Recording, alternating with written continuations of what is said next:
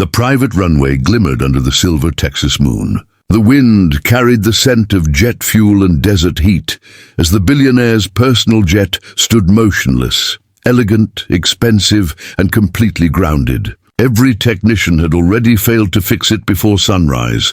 Victoria Hale, the 30-year-old CEO of Hale Aviation, paced impatiently beside her aircraft. Known for her precision and control, she hated delays more than failure itself. Dressed in a sharp white jumpsuit and heels that barely touched the tarmac, she looked every bit the woman used to power. Not patience. Her assistant had just told her the last available mechanic was on his way, some small-town guy who worked miracles with old engines. She rolled her eyes. "At this point," she muttered, "I'll take miracles." Moments later, an old pickup truck pulled up. Dust swirled as a tall man stepped out, broad shoulders, rolled-up sleeves, and hands rough from years of labor. His name was Jake Weston, a 28-year-old mechanic whose quiet confidence didn't need words. He took one look at the jet and simply said, "She's beautiful, but sounds like she's been neglected." Victoria raised an eyebrow. "Neglected? That's a $70 million aircraft, not a barn tractor," Jake smirked. "Machines don't care how much they cost. They only care how they're treated." The way he said it, calm, grounded, made her pause. He wasn't intimidated by her money or her name. He was just a man who knew his craft. While the others packed up, Jake rolled up his sleeves and climbed under the belly of the jet, flashlight between his teeth. His forearms flexed with every motion, solid, strong, precise. Victoria caught herself staring, then quickly looked away. For hours she watched him work, silent, methodical, with an almost poetic rhythm. Occasionally he'd mutter to himself, "Fuel valves sticking, turbine not getting enough airflow." It was like listening to a musician tune an instrument only he could hear.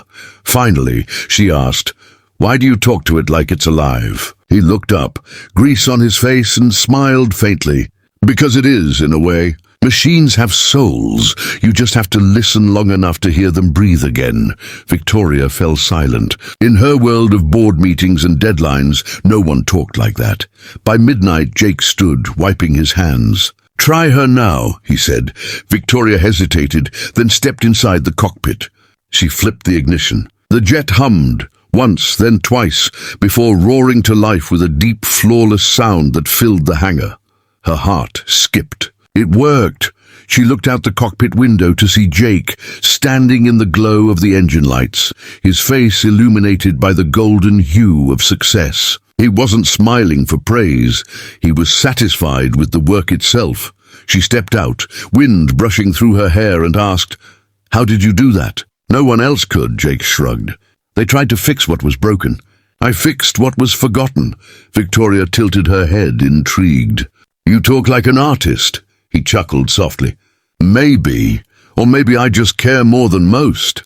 The air between them shifted, no longer just CEO and mechanic, but two people stripped of title and pride, standing under the same hum of the night. "Do you ever work for private clients?"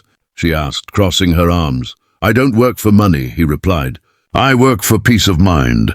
That line hit her harder than she expected. She had all the money in the world, yet peace was something she hadn't felt in years. Jake started packing his tools, but she didn't want him to leave. "Not yet." "Wait," she said softly. "You fixed more than a jet tonight." He glanced at her curiously. "You reminded me what real work looks like," she added. He smiled faintly. "And you reminded me that even the sky needs grounding sometimes."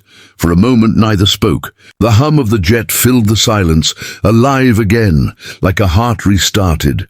When Jake finally turned to leave, Victoria asked, "You got a number I can reach you at?" He stopped, half grinning. "You already know where to find me, the only guy who still listens to engines when they whisper." She laughed, a sound she hadn't made in months. Watching his truck disappear into the night, Victoria felt something new, admiration, maybe even attraction. It wasn't his muscles or his hands, though both had impressed her. It was his humility, his quiet strength. The next morning, she arrived at her office early, coffee untouched. Her assistant entered with a report. "Ma'am, the mechanic from last night. He's not on any registered list.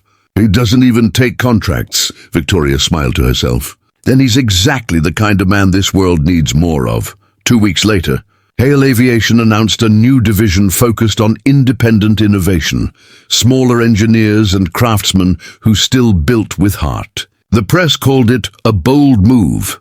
Victoria just called it inspired, because sometimes, one night, one unexpected meeting between power and passion is enough to change everything. And somewhere in a dusty Texas workshop, Jake Weston smiled as he heard the news on the radio. He wiped his hands, looked out at the rising sun, and whispered to no one in particular. She learned to listen.